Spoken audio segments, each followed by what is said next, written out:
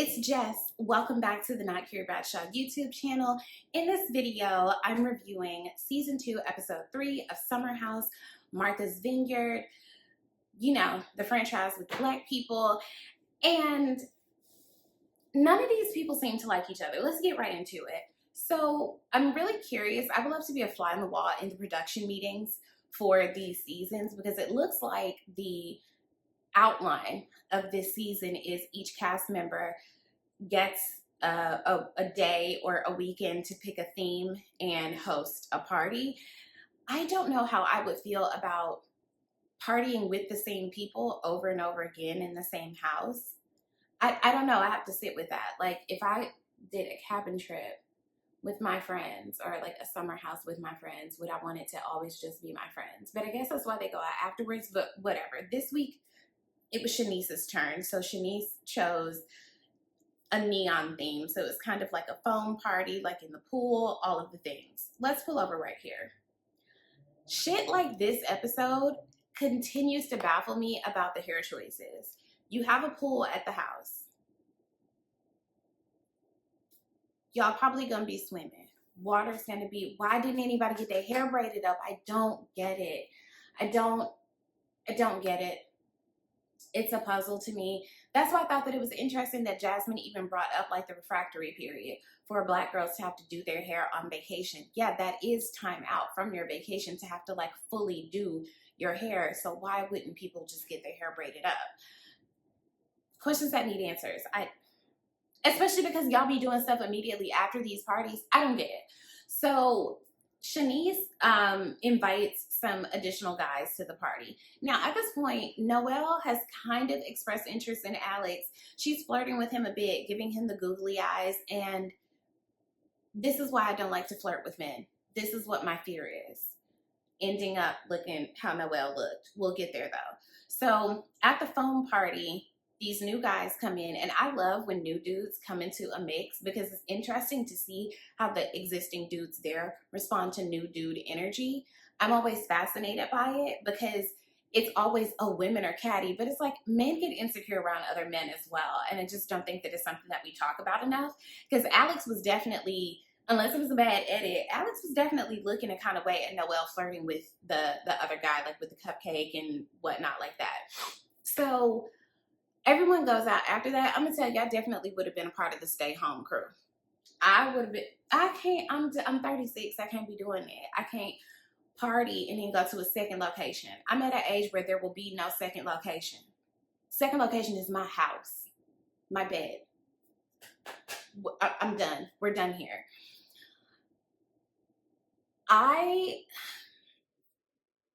When Shanice called her mom, Shanice's mom looked how I expected for Shanice's mom to look. Catch it. They have this house meeting, right, about external guests coming for a visit. 2 of those guests were very problematic for different reasons. I'm all for Mariah coming back because I empathize with Mariah more than Phil.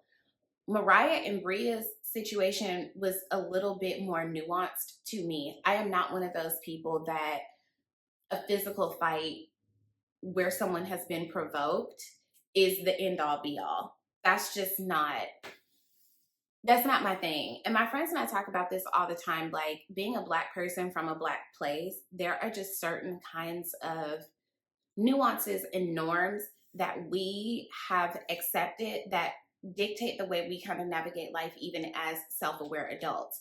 What that means is being from Atlanta, being from the South Side, West Side of Atlanta, you learn about around 10 or 12 years old, if not sooner, that words do have consequences, that certain gestures have physical consequences. For that reason, we kind of comport ourselves in a way where it's like, I'm not going to say certain things or do certain things unless I intend for this situation to escalate to a physical place.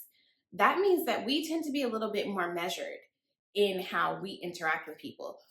Bria does not have that self-awareness. I don't know where Bria was raised, but Bria does not give me that she is familiar with those nuances. And I think that she's very entitled and narcissistic and completely lacking in self-awareness because of that. So I sided with Mariah in that situation, and I didn't think that Mariah really should have had to go home. Um, but per Jasmine, Mariah has more like a spirit of, apology. She's not coming to move back in, but coming for a visit.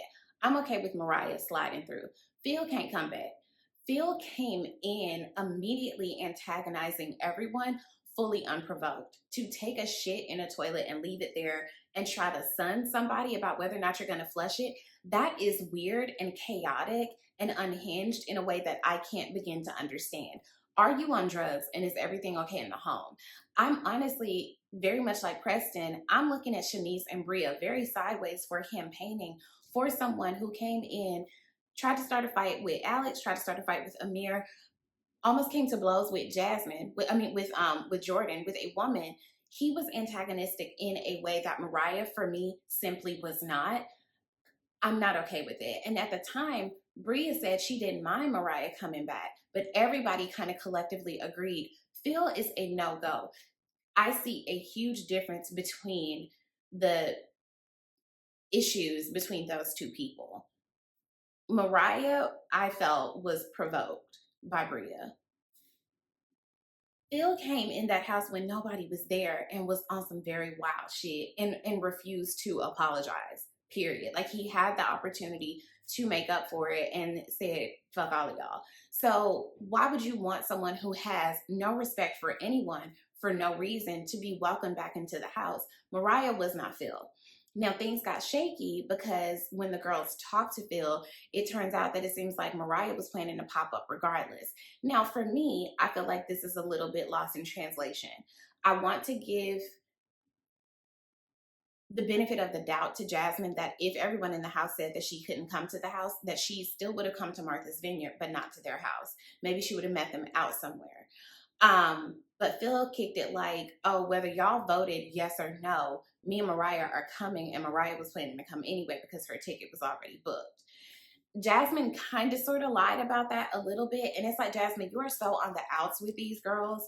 You're never going to get back or even move forward because you can't go backwards. You're not going to move forward in a way that's positive if you still on this type of time. You can't keep doing just weird shit. Like, you're doing weird shit and the vibes are never going to be there.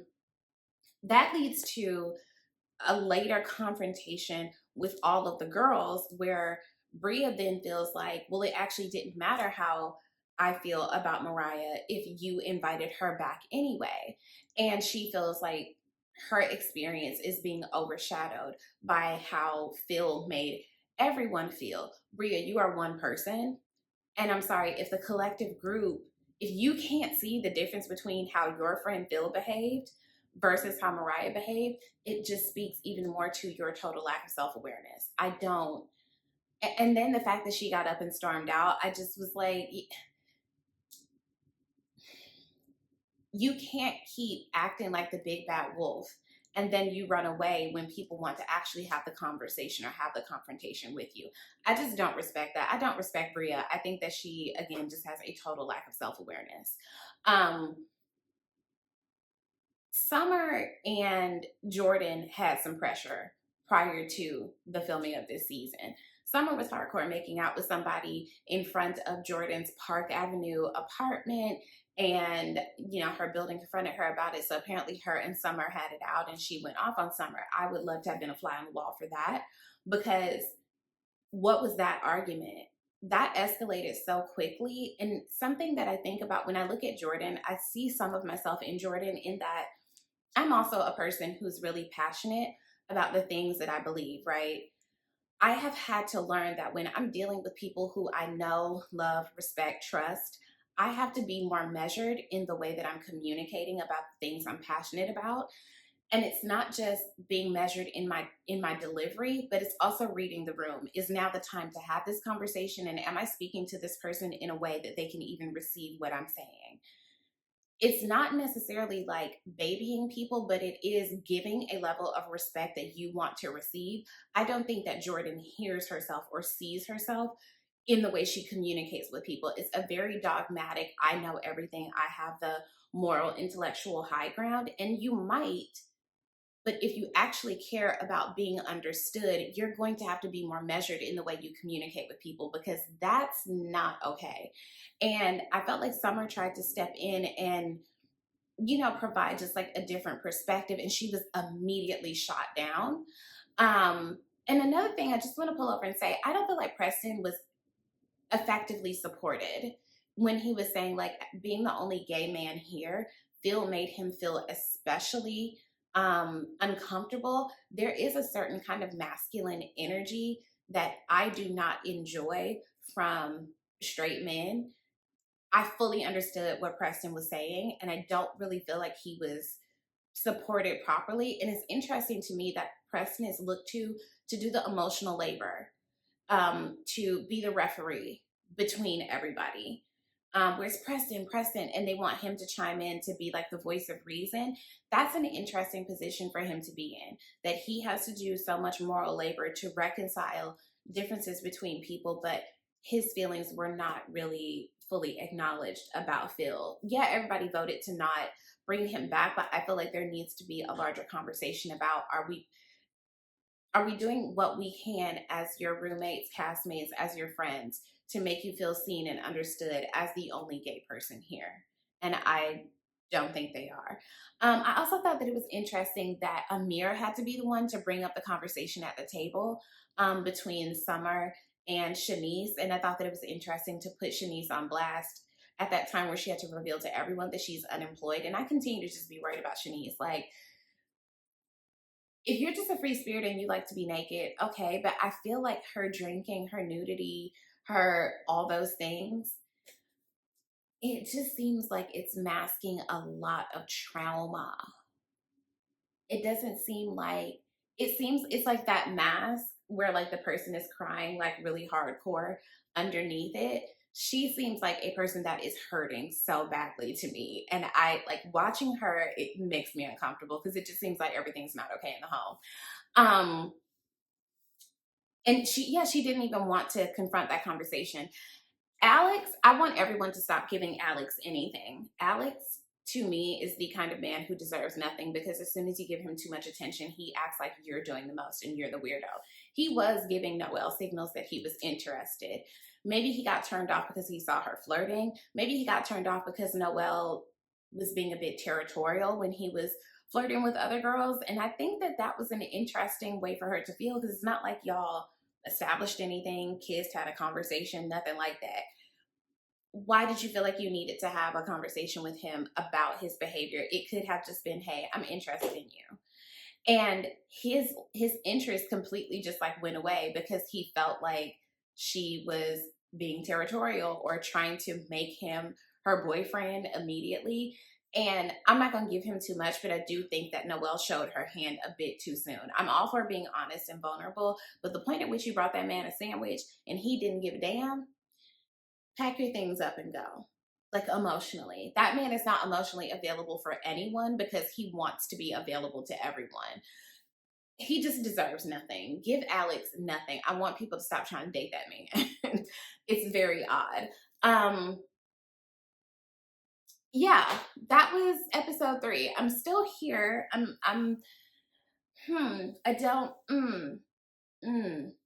This is an interesting group of people. I also thought that it was interesting that for Summer to make up to Shanice, like her comments about her being the worst dressed, saying that she had the best body there. And it's like, why don't you know how to say anything either?